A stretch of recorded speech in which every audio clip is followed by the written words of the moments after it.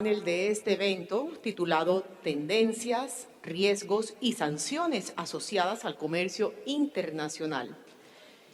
Invito al escenario a Theodore Kahn, director asociado del área de análisis de riesgo global de la región andina de Control Risk, a Rafael Tamayo, profesor de la Facultad de Jurisprudencia de la Universidad de Rosario, y a Adriana Vargas, directora de Industria de la ANDI, quien moderará este segmento.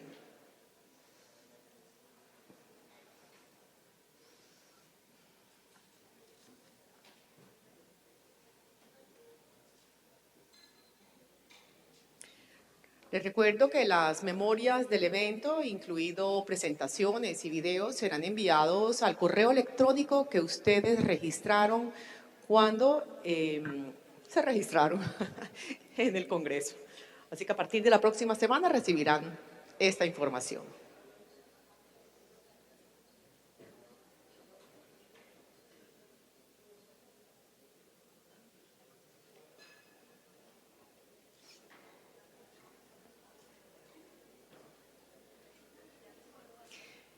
Listo, adelante por favor.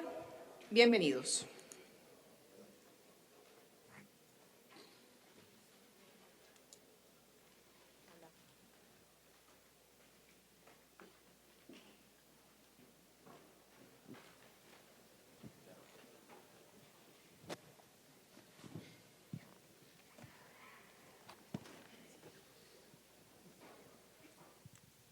Bueno, muy buenas tardes para todos. Yo comienzo por felicitarlos y se pueden dar un aplauso porque están acá.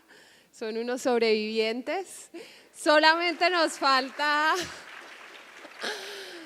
Prometo que esto va a ser una conversación y les pido a mis panelistas que de verdad conversemos. Prometo que en este espacio vamos a hablar de los riesgos cuando hacemos comercio exterior. Ellos nos van a contar qué pueden hacer para mitigar esos riesgos. Vamos a hablar de casos concretos que me han llamado varios a preguntar, vea, quiero exportar a Venezuela, ¿no? ¿Qué hago? Quiero exportar a Venezuela, tengo algunas dudas, ayúdenme. Bueno, aquí vamos a tratar de darles algunos tips y algunas recomendaciones para tener en cuenta si quieren hacer negocios con Venezuela. Y al final vamos a terminar un poco hablando sobre tendencias en este tema de riesgos, de mitigación de riesgos, del comercio exterior, un poco de perspectiva empresarial y hacia dónde van esas tendencias. Entonces, empecemos si quieres con Teodoro, que trabaja en Global Risk y nos va a hablar un poco de cuáles son esos principales riesgos que tenemos cuando nos decidimos hacer comercio exterior. ¿Sí?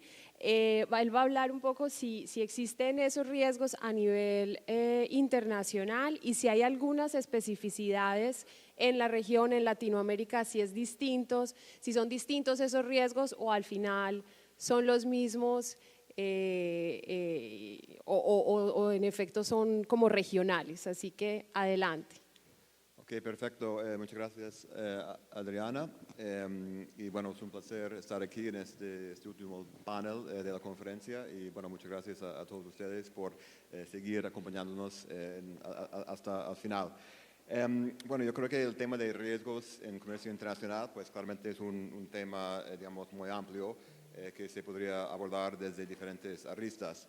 Entonces yo quisiera pues empezar hablando sobre tres tendencias que están definiendo el ámbito del comercio internacional en esta coyuntura. Luego hablar un poco, digamos, de los tipos de riesgos que surgen en este contexto. Entonces yo creo que las tendencias pues no van a ser sorpresas, son cosas que se han hablado a lo largo de la conferencia, pero yo los plantearía de esta forma. En primer lugar, pues tenemos la geopolítica y las crecientes tensiones entre los dos grandes poderes, que digamos son un factor pues cada vez más determinante de las decisiones comerciales de los grandes jugadores, ¿cierto?, del comercio internacional, siendo las empresas multinacionales, pero también de las decisiones de política pública y las regulaciones que rigen el comercio internacional y y la inversión internacional. Entonces, creo que queda claro que estamos, digamos, transitando desde un régimen de comercio internacional basado en criterios de eficiencia económica hacia un régimen, digamos, en donde las reglas de juego son, bueno, cada vez más, digamos, determinados por estos objetivos geopolíticos. Bueno, yo creo que en segundo lugar tenemos, digamos, la tendencia de la descarbonización, ¿cierto? Que se trata de estos mandatos para reducir las emisiones de carbono a lo largo de la cadena de valor, pues que cada vez más tienen un alcance transfronterizo, ¿cierto? Si pensamos en digamos, políticas públicas como pues el mecanismo de ajuste por carbono de la Unión Europea y otras iniciativas, digamos, para registrar y luego asignar un costo a las emisiones a lo largo de las cadenas de valor internacionales. Y creo que la tercera tendencia pues importante es la digitalización, que está cambiando digamos, no solo la forma en que se hace comercio internacional, si pensamos en pues, el comercio electrónico, por ejemplo, pero también qué se puede pues, intercambiar a través de las fronteras, ¿cierto? Sí, creo que está abriendo espacio para comercio internacional en servicios profesionales, pues que antes pues, no podía participar tanto en el comercio internacional. Y yo creo que pues, frente a estas tendencias surgen tres tipos de riesgos principales que las empresas tienen que tomar en cuenta. El primer tipo de riesgo son riesgos regulatorios, que básicamente se trata de que pues, ya hay nuevas reglas de juego, nuevas restricciones en qué se puede hacer y qué no se puede hacer en el comercio internacional. Y pues yo creo que allí hay ejemplos claros como las sanciones, que básicamente dicen que pues, ya no se puede pues, exportar tal producto a China, por ejemplo. Pero creo que en ese sentido no es solamente una cuestión de nuevas reglas, pero también de incertidumbre sobre los detalles de esas reglas. Creo que siempre cuando se pasa de un conjunto de reglas a otras, pues hay un periodo de transición en que no se han definido bien cómo son las reglas. Y creo que un buen ejemplo de esto es, digamos, del Inflation Reduction Act de Estados Unidos, que se aprobó el año pasado, en donde todavía se está definiendo y debatiendo exactamente, por ejemplo, qué países se van a incluir en este grupo de aliados de Estados Unidos que pueden, digamos, acudir a estos beneficios fiscales, por ejemplo. Entonces, en ese sentido, va a haber mucha incertidumbre regulatoria por este periodo de transición. Otro tipo de riesgo clave son los riesgos operacionales. Y estos creo que surgen por diferentes razones. Creo que siempre cuando vemos nuevas formas de hacer los negocios, pues implica, digamos, nuevas fuentes de vulnerabilidad en cuanto a las operaciones. Y creo que en el tema de digitalización eso está claro, digamos, con el uso de datos, y esto pues presenta pues cada vez mayor riesgo bueno, de seguridad de datos, de temas de pues, ataques cibernéticos, y estos son pues, riesgos operacionales que hay que enfrentar cada vez más. Y creo que hay otro sentido en que pues hay riesgos operacionales que tienen que ver justamente con la proliferación de estas nuevas reglas y restricciones a lo largo de la cadena de valor. Y esto pues hace que una empresa pues puede estar pues expuesta, digamos, indirectamente a riesgos por sanciones que no tienen nada que ver con esta empresa, ¿cierto? O sea, por ejemplo, si yo tengo un proveedor de componentes que depende de otro proveedor, digamos, de insumos, y esta empresa está sujeta a sanciones, pues eso puede pues impactar a mi proveedor y hace que no pueda cumplir, digamos, con mis órdenes, ¿cierto? Entonces, ahí hay como, digamos, esa exposición indirecta que se genera, digamos, la proliferación de sanciones y restricciones. Y finalmente, para destacar otro riesgo importante, que son los riesgos reputacionales, y creo que esos sí son cada vez más importantes en este contexto, y estos surgen porque cada una de esas tendencias que acabo de mencionar, pues creo que pone la lupa sobre las empresas de una forma nueva y más intensa. Y esto hace que las empresas pueden enfrentar riesgos no solamente al no acatar una nueva regla, sino también al pues, parecer no estar plenamente alineados con esos nuevos objetivos, ¿cierto?, de los gobiernos y otros actores.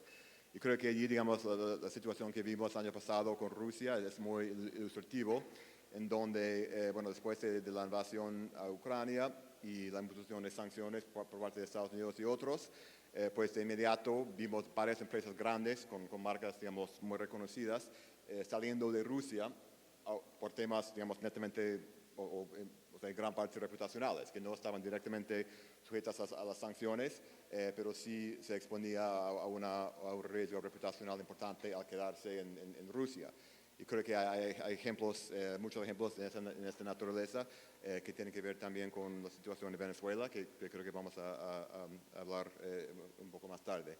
Entonces, esto es como escenario a nivel, digamos, global, y creo que para la región de América Latina, pues en muchos sentidos está bien posicionada frente a esos riesgos. Creo que en términos geopolíticos, en términos un poco, digamos, a los imperativos de descarbonización, creo que la región está relativamente bien posicionada frente a otras regiones de los mercados emergentes.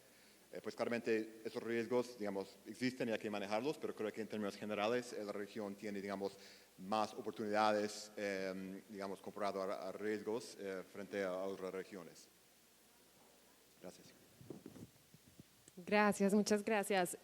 Rafael, y entonces ahora, si lo miramos desde el punto de vista de la empresa, ¿cuáles son esos riesgos o esos principales riesgos que tiene que afrontar las empresas? Si existe como una estrategia para mitigar los riesgos y si tienes buenas prácticas o herramientas que las empresas puedan implementar para mitigar esos riesgos.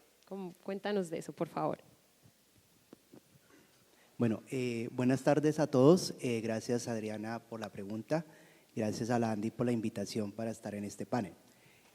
Pues sí, yo quisiera de pronto empezar contextualizando lo que para mí quizá es el principal riesgo que enfrentan las empresas al momento de exportar. Obviamente un poco una visión sesgada como abogado, pero creo que es el riesgo regulatorio. Pues el derecho, a mi modo de ver, pues en buena medida es el instrumento que crea mercados. Permite acceder a mercados, los delimita y en ese sentido pues tener unas reglas de juego claras son fundamentales para pues el ejercicio o para el funcionamiento de cualquier economía de mercado, reglas de juego que permitan la competencia, derechos de propiedad que permitan inversiones, asumir riesgos, bueno, etcétera.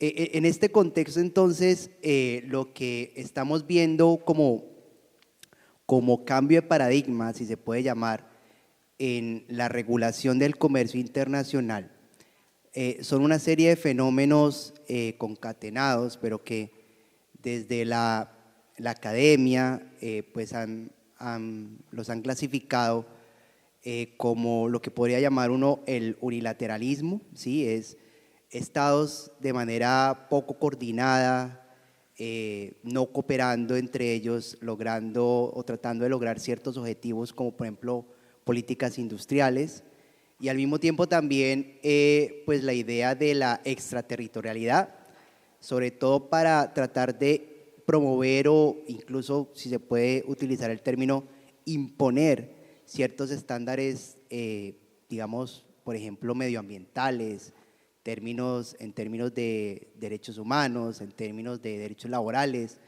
Y en ese sentido, entonces, en este fenómeno digamos, de complejidad regulatoria, lo que se ha venido dando y lo que las empresas deben empezar a adaptarse es a la idea de qué son las barreras al mercado hoy por hoy, para las barreras de acceso a los mercados. Generalmente tenemos esa visión de barreras de acceso desde el comercio internacional, desde la perspectiva de aranceles o de pronto procedimientos aduaneros, requisitos que de cierta manera hacen engorroso el trámite del comercio internacional o los procesos del comercio internacional. Pero en los últimos años lo que hemos visto es cómo la regulación o las barreras al comercio se han convertido en lo que se llaman barreras no arancelarias, o sea, regulaciones internas, procesos que pasan dentro de las fronteras de los estados. Eso tiene que ver con, por ejemplo, las restricciones al tema de servicios, pero sobre todo, por ejemplo, con el tema de las barreras, los obstáculos técnicos al comercio, perdón. Es decir, por ejemplo, frente al reto del cambio climático, cada vez más son las medidas regulatorias que buscan establecer estándares en cuanto a los procesos y métodos de producción, para evitar entonces que los productos pues tengan o promover una especie de, o lo que se llama la descarbonificación de la economía. Ahora, eso entonces lo que va a generar para las empresas, aquellas que tienen vocación exportadora, es que van a encontrar límites regulatorios a su oferta exportable y también problemas para insertarse en las cadenas globales de suministro de valor. Solamente un par de ejemplos de estas medidas. Adriana, pues luego podemos conversar más en detalle sobre ellas. En la Unión Europea, sobre todo, pues ahora recientemente se está estableciendo una regulación conforme a la cual las empresas tienen un deber o tienen que acreditar, tomar medidas de mitigación y de debida diligencia en cuanto a riesgos medioambientales, concretamente lo que tiene que ver con productos asociados a la deforestación y también pues medidas o productos que estén asociados de cierta manera con ilicitudes que tengan que ver con temas de derechos humanos, derechos laborales. Esto implica incluso análisis de riesgo o proveer coordenadas de georreferenciación para los productos agrícolas, de tal manera que las autoridades europeas puedan verificar que en efecto no hubo deforestación o cambio directo o indirecto en el uso de la tierra en la producción de ciertos productos cuyas materias primas tienen un alto riesgo de eso. Otro tema tiene que ver, por ejemplo, con lo que está pasando en el sector agrícola, también medida en la Unión Europea, relacionado con los límites, reducciones abruptas a los límites de determinados pesticidas químicos o digamos sustancias en residuos en ciertos productos agrícolas. Entonces, frente a todo este escenario y también, por ejemplo, mencionar las diferentes leyes internas de países que, como Francia, están colocando medidas de debida diligencia con mecanismos de observancia administrativa, con la posibilidad de que afectaciones a los derechos humanos o al medio ambiente genere responsabilidad de las empresas. Entonces, ya para acabar o redondear la idea, en este escenario lo que estamos viendo es que el riesgo entendido como contaminar o el riesgo entendido como afectar los derechos humanos o mitigar ese riesgo se está volviendo o se va a volver una ventaja competitiva para las empresas. Así que el gran reto para las empresas es cómo mandar señales a los mercados, ¿sí?, de cumplimiento con estos nuevos estándares, pero también cómo internalizar los costos de producción que va a implicar cumplir con estos estándares. Y aquí, digamos, hay diferentes cuestiones que podríamos profundizar luego, pero solamente quisiera destacar lo siguiente, ¿no? Y es, en este marco de cadenas globales de valor, ¿no?, una empresa importadora europea que se aprovisione de un proveedor de materia prima en Colombia o que, por ejemplo, pues tenga, digamos, en diferentes etapas de la cadena de valor participación de empresas colombianas, ¿cómo se va a distribuir el riesgo frente a estos nuevos estándares de debida diligencia? Por ejemplo, vía contractual, es posible que la empresa quiera posicionar el riesgo o asegurarse en los contratos de compraventa que el riesgo, digamos, se mitigue, se valore, se analice de la mejor forma, pero esto va a generar obviamente costos de transacción que las empresas pues tienen que empezar a mirar.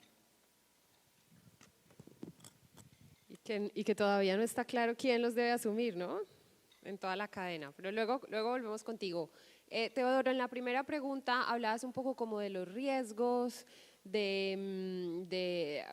digamos, el tema normativo, el tema geopolítico. Y entonces les decía yo al comienzo que pues ahora nosotros con este nuevo gobierno y con la intención de reactivar el comercio con Venezuela, pues los empresarios tienen la preocupación de qué hago, puedo hacer negocios con Venezuela, después qué pasa con el pago, la lista OFAC. Entonces, desde tu experiencia, ¿qué recomendaciones podrías darles a los empresarios que quieran hacer negocios con Venezuela? ¿Qué deben tener en cuenta para mitigar esos riesgos que evidentemente existen? Ok, perfecto, gracias Adriana. Pues yo creo que voy a empezar un poco a nivel, digamos, más contextual para hablar un poco, digamos, de las condiciones que han llevado a esta, digamos, nuevo entorno en cuanto al régimen de sanciones contra Venezuela. Y luego, sí, o sea, prometo que sí voy a entrar ya como más en detalle con algunas recomendaciones y consideraciones más concretas para empresas, bueno, tanto colombianas como de otros países que quieren hacer negocios en Venezuela. Creo que, digamos, lo que hemos visto en el último año y medio, 2 años, es la convergencia de varios factores que han favorecido, digamos, cambios en el régimen internacional de sanciones contra Venezuela. Empezando con un cambio importante en la política exterior de Estados Unidos bajo la administración Biden, en donde pues, se ha buscado acercarse al gobierno de Maduro para lograr acuerdos, y esto claramente es un cambio muy dramático de la política del expresidente Trump, que básicamente buscaba pues derrotar a Maduro y apoyar, digamos, el intento del líder opositor Juan Guaidó y su gobierno interino. Entonces ya hay como un cambio muy importante. También en el ámbito doméstico en Venezuela, pues ha habido, digamos, digamos, en la situación política, pues claramente hemos visto el fin del gobierno interino de Juan Guaidó, que pues esto llevó a fortalecer aún más la posición política de Maduro, pero a la misma vez Maduro está enfrentando una situación económica cada vez más precaria por la inflación, por la tasa de cambio, por varios factores que pues crean, digamos, un incentivo muy fuerte en este momento para Maduro para buscar justamente esta flexibilización de las sanciones para poder reactivar el sector petrolero, pues que es claramente fundamental para la economía. Entonces tenemos esos 2 factores y además, o sea, desde el año pasado tenemos, digamos, el evento internacional tras la invasión rusa a Ucrania, que pues claramente creó un incentivo muy fuerte para buscar que el petróleo venezolano, digamos, llegue a los mercados de Estados Unidos y de Europa, ¿cierto? Entonces tenemos como esta confluencia de factores que ha favorecido esta flexibilización de las sanciones.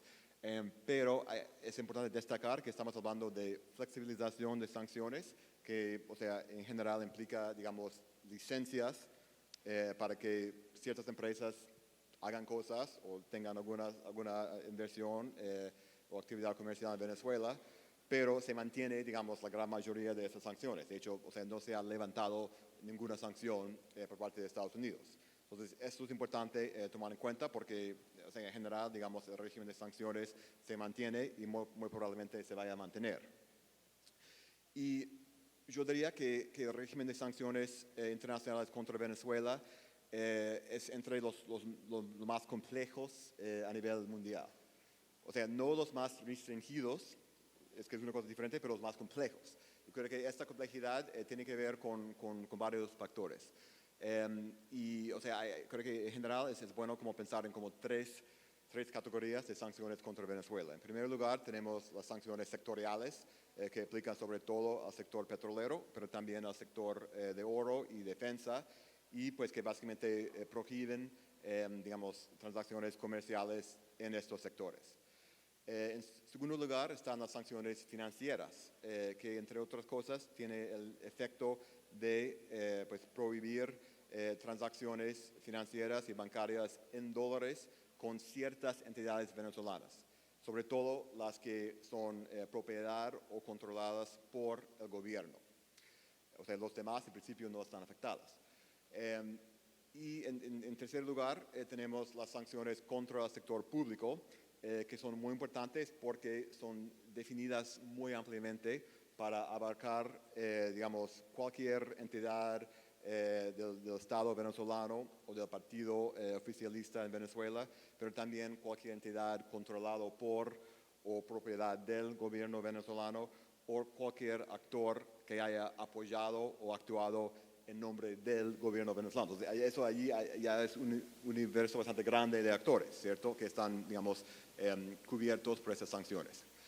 Entonces, ¿eso qué impactos tiene? Pues, en primer lugar, creo que el caso del sector petrolero es lo más sencillo, porque allí realmente se requiere una licencia especial o estar cobijada por una licencia especial para poder, digamos, participar en el sector petrolero de Venezuela. Ese caso es bastante claro. Entonces, en principio, los demás sectores que no son sujetos a esas sanciones sectoriales, pues allí se puede hacer negocios y allí, o sea, está permitido exportar, hacer inversiones incluso y participar en esos sectores. Pero hay otras consideraciones importantes que tienen que ver un poco justamente con estos efectos indirectos que tienen las sanciones sobre estos otros sectores de la economía. Y allí voy a mencionar dos que tienen que ver con estos dos, digamos, tipos de sanciones. Primero, en lo que tiene que ver con las sanciones financieras, pues esto sí tiene un impacto en justamente los pagos, que es el tema que mencionaste. ¿Qué es lo que pasa? Pues en principio es una lista pues, reducida de creo que 6 entidades financieras venezolanas donde las transacciones en dólares están prohibidas por las sanciones. Y esos son en general los que tienen propiedad o control por el Estado. Entonces, claramente, o sea, hay que evitar, digamos, que las transacciones se pasen por estas entidades financieras que están listadas en la lista de OFAC. En principio, nuevamente, transacciones con otras entidades venezolanas deben estar bien, que no están prohibidas por las sanciones.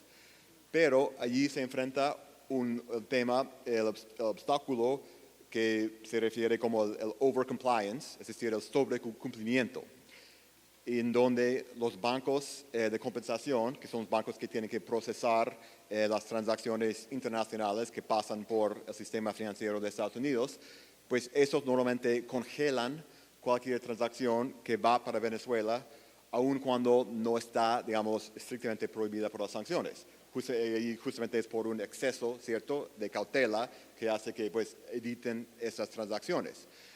Entonces, para pues, lidiar o sortir este obstáculo, pues normalmente las empresas extranjeras que tienen que hacer pagos a empleados, a proveedores, a contratistas en Venezuela, pues utilizan cuentas con entidades financieras ubicadas afuera del país, ¿cierto? Es decir, afuera de Venezuela, que normalmente en Panamá o en las Islas Caribes y muchas veces en Miami también. Entonces, esto normalmente es como, digamos, se maneja este tema, pero incluso allí normalmente recomendamos que a la medida posible y sin ocultar información, se evite, digamos, mencionar que se trata de una transacción en Venezuela cuando se hace esas transferencias, justamente por evitar, y esto pues, no se trata de hacer algo que, que está prohibido, sino que evitar que se enfrente este tema del sobrecumplimiento, ¿cierto? Entonces, eso sería como una consideración importante.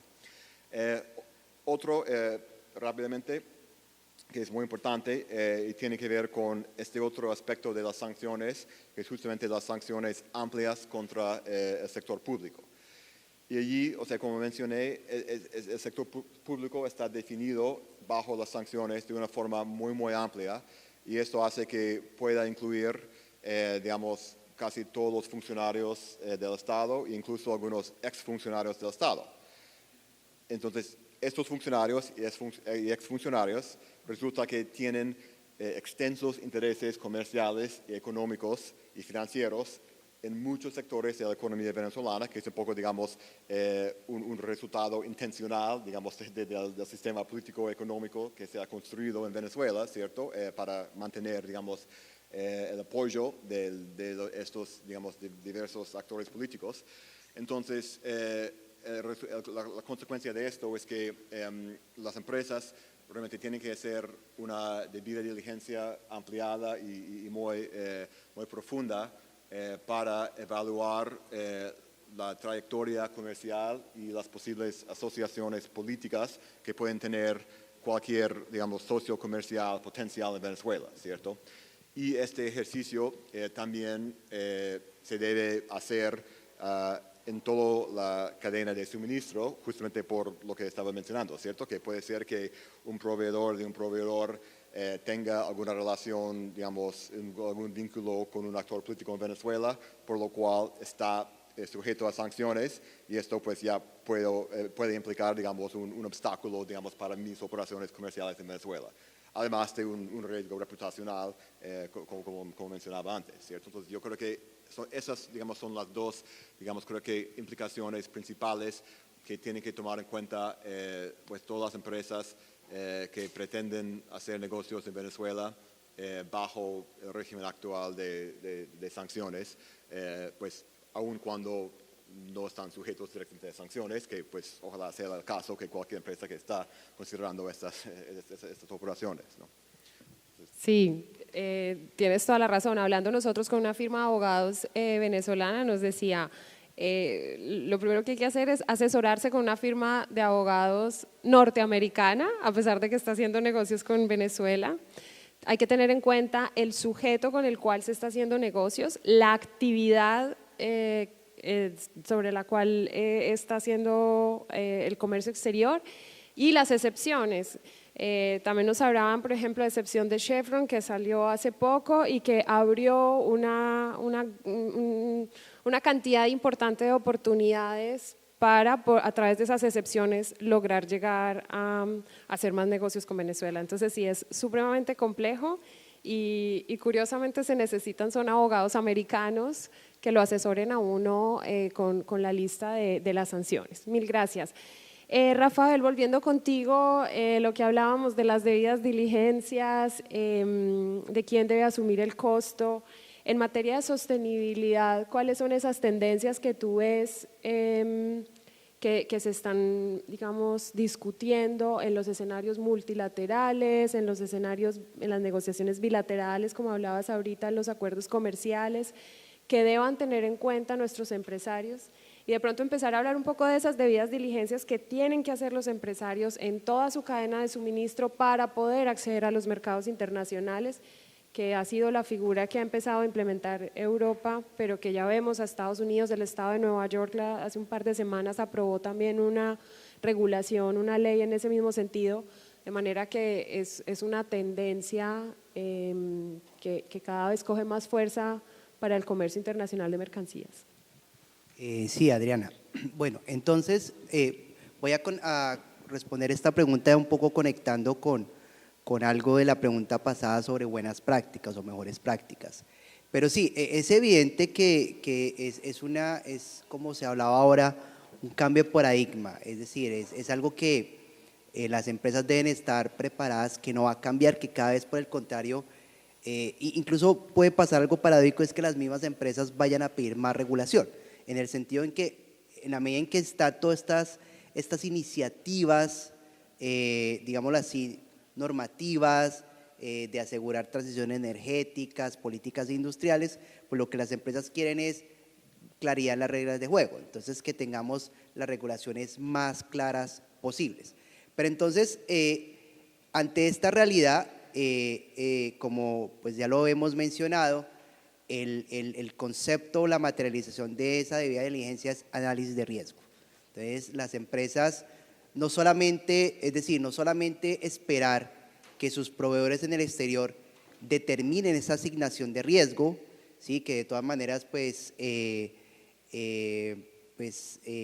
debería entender como una obligación de medio, no de resultado, pues habría que mirar cuál será el alcance que con el tiempo adquiera, pero de todas formas el punto está en cómo las empresas también pueden tomar un papel más proactivo para poderse acomodar a este escenario.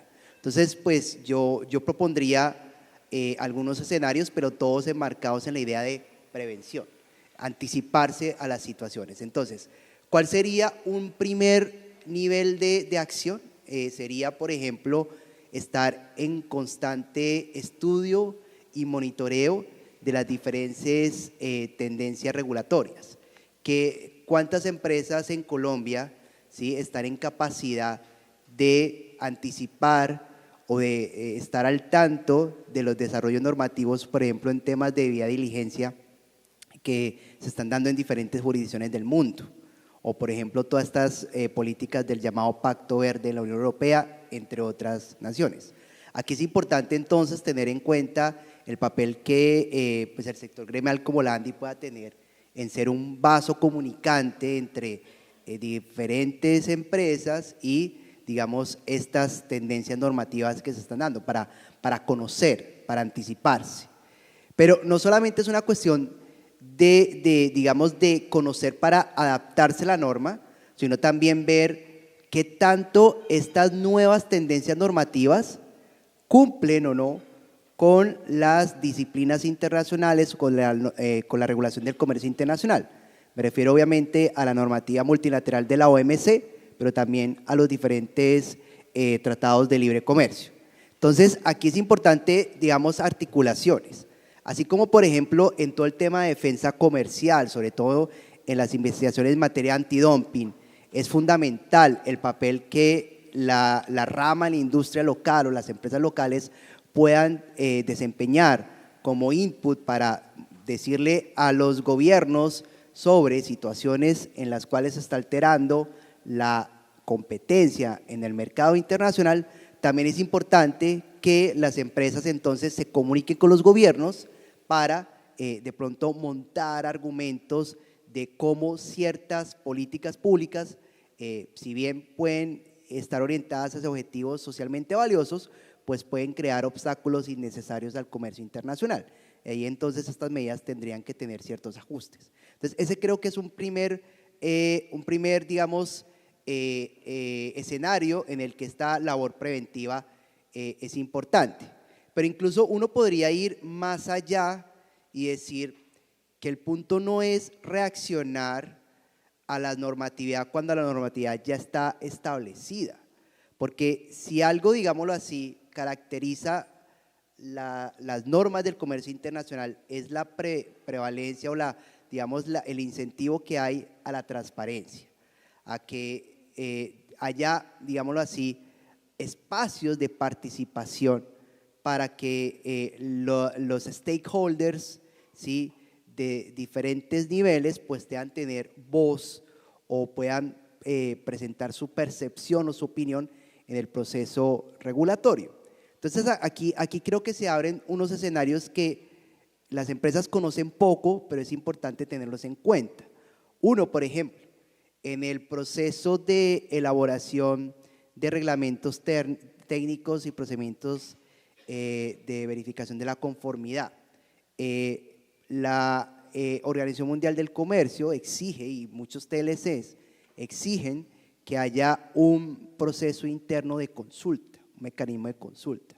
Aquí es importante entonces que las empresas, otra vez, de la mano del sector gremial, dialoguen con el gobierno, lo que en buena parte de la academia llaman conversaciones regulatorias. Y entonces es acercarse y buscar que las regulaciones pues reflejen, digámoslo así, criterios técnicos, estén basados en evidencia científica, pero que también tengan en cuenta la incidencia que pueden tener en el comercio, bien sea pues creando barreras o generando efectos que distorsionen la competencia. Entonces aquí es fundamental y en ese proceso buenas prácticas que se tome en serio ese proceso de consulta, que sea un espacio de participación real y que las empresas lo sepan, digamos, sepan aprovecharlo. Un ejemplo claro de esto es de pronto lo que recientemente está pasando en Colombia o pasó en relación con todo el cambio normativo que implicó el etiquetado frontal en los alimentos. Entonces, pues muchos países están en esto. En Chile fue un proceso que tomó casi una década, en el cual hubo conversaciones entre la industria, entre el gobierno, obviamente a veces desde posiciones diferentes, pero se logró, digámoslo así, sacar adelante la normatividad. En Colombia quizá faltó más diálogo, más comunicación, para que de pronto no generara controversia esta medida. Pero este es un ejemplo evidente de cómo esas consultas son importantes. Ahora, otro escenario importante que tiene que ver con las obligaciones de transparencia que la OMC impone son cuando se notifican los proyectos de reglamentaciones técnicas, ¿sí? En una etapa convenientemente temprana del proceso regulatorio, los estados a través de sus puntos de contacto tienen que notificar a la OMC. Ahí se abre un espacio interesante porque, sobre todo en el Comité de Obstáculos Técnicos al Comercio, se dan una serie de, digamos, discusiones de carácter técnico en el cual también se define las condiciones de posibilidad, el ángulo, la orientación que muchas normatividades pueden llegar a tener. Entonces también es importante, ese comité se ve, digamos, como algo quizá distante, pero a través de una adecuada articulación entre gobierno, gremio y empresa, es posible llegar a esos espacios con una visión más, digámoslo así, armonizada sobre cuáles son las necesidades que una regulación o un proyecto de regulación concreto plantea. Y bueno, en ese sentido, pues creo que es una forma en la que se puede influenciar más allá del, digamos, tradicional lobby, influenciar de una manera más proactiva, más técnica, más eficiente el proceso regulatorio. Eso implica obviamente costos. Las empresas no van a tener siempre la capacidad operativa, la capacidad técnica de internalizar tanto esta capacidad de intervenir en los procesos regulatorios como también de internalizar análisis de riesgo. Entonces aquí también hay que mirar alternativas. ¿Qué tanto se puede tercerizar? ¿Cómo pueden surgir en el mercado empresas que ofrezcan este servicio, ¿sí?, cada vez más importante de análisis de riesgo, de tal manera que las empresas puedan, o mecanismos de certificación, pero también análisis de riesgo que las empresas puedan decir con esto en sus cadenas de valor, en sus compradores internacionales: mire, aquí no hay ningún riesgo medioambiental, de derechos humanos o de infracción de estándares laborales. Entonces, obviamente hay un cambio de paradigma, pero también hay oportunidades. Simplemente es anticipar, no reaccionar, sino tener una actitud más proactiva en vez de reactiva, diría yo. Muchas gracias, Rafael. No lo habíamos hablado, pero me aprovecho yo para hacer una cuña. En la ANDI tenemos un boletín que recoge todos esos proyectos notificados por los países miembros de la OMC para consulta de reglamentos técnicos. Lo recogemos todo y cada 2 meses se los mandamos a nuestros afiliados. Y en el caso en que haya alguno de estos borradores que se desvíe del estándar internacional, que sea una barrera, una barrera técnica al comercio, pues nosotros hacemos la gestión como gremio de recoger esas preocupaciones de la industria y gestionarlas ante el Ministerio de Comercio. De manera que yo los invito a participar, como dices tú, Rafael, en ese proceso de estar pendientes. Nosotros les ayudamos porque obviamente es dispendioso estar constantemente revisando la página web de la OMC, aunque la OMC ha creado mecanismos para que le lleguen a uno notificaciones, pero bueno, eso representa una carga y nosotros recogemos esos proyectos de reglamentos que son más, que pensamos que son más relevantes para la industria y se los compartimos para sus comentarios. Así que aprovecho la cuña para que utilicen esa herramienta que al final está a su disposición. Bueno, Teodoro, ya nos vamos a despedir. Unas pocas palabras como de cierre, un poco de perspectiva empresarial y de tendencias, si te parece, y también después terminamos contigo con un minuto de comentarios finales. Gracias. Ok, perfecto. Gracias, Adriana. Listo. Entonces, yo creo que de pronto recojo como parte de la primera pregunta que tenía que ver, digamos, con cómo está América Latina frente a estas tendencias y estos cambios. Y había Pues como mencionado, que la región está, digamos, relativamente bien posicionada frente a algunos de esos desafíos. Entonces, solo para, digamos, un poco profundizar un poquito más en esto, pues creo que en el ámbito geopolítico, pues creo que la región está en una posición como interesante, en donde pues se han mantenido en términos generales buenas relaciones tanto con Estados Unidos como con China.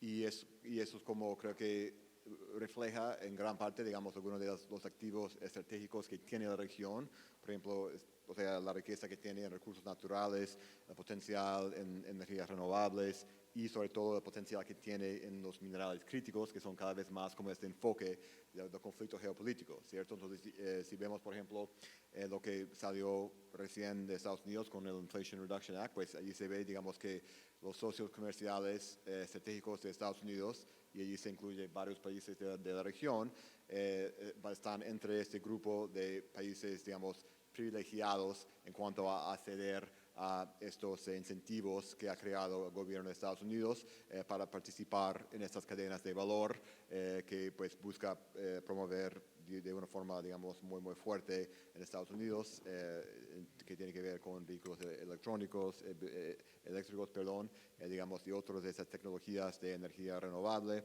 que van a ser pues tan importantes. Entonces, en ese sentido, creo que la región tiene van a tener unas oportunidades muy interesantes en este contexto. Que conste que terminamos positivos y con una buena visión para este fin de semana. ¿Cómo terminas tú, Rafael? Bueno, también para terminar lo más positivo, pues es simplemente mencionar que este cambio de paradigma está aquí para quedarse, ¿sí? Es decir, usualmente las empresas, el acceso a mercado, los planes de internacionalización de exportación dependían más de cuestiones de mercado, de eficiencia, de costos, qué tan competitivos eran sus productos. El mundo ahora está demandando otro tipo digamos, de valores, y esos valores es sostenibilidad, respeto a los derechos humanos, y es una tendencia que está para quedarse. Ahora, esta realidad, sí, simplemente genera unas oportunidades, ¿sí?, desde muchos puntos de vista, pero lo importante es que haya articulación, ¿sí? El gobierno o los gobiernos no deberían simplemente dejar a la deriva a las empresas, que las empresas se adapten a estos nuevos estándares, sino que tiene que haber un plan de fondo estructural, de tal manera que digamos, los mayores costos que estos análisis de riesgo van a implicar, pues puedan ser distribuidos de una manera más equitativa, ¿no? Y que no generen demasiados costos. Y bueno, pues también está el tema de articulaciones, como ya lo mencioné, gobierno, gremios, empresas, para poder lograr la observancia de las leyes del comercio internacional, de tal forma pues que estas nuevas tendencias pues se hagan conforme a las reglas del comercio internacional. Bueno, muchísimas gracias, Rafael. A ustedes ahora sí se merecen el descanso y muchas gracias por su atención.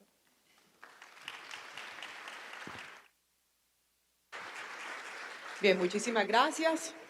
De esta manera finalizamos el 6º Congreso Integrado de Logística, Zonas Francas y Puertos de la ANDI. Muchísimas gracias a los que nos acompañaron hasta el final, a nuestros patrocinadores, a los periodistas, conferencistas que hicieron que este evento fuera un éxito. Recordamos entonces que las memorias del evento serán enviadas a sus correos electrónicos. Que tengan todos un feliz regreso a casa. Hasta la próxima. You're the only one who's lighting up the dark when the stars are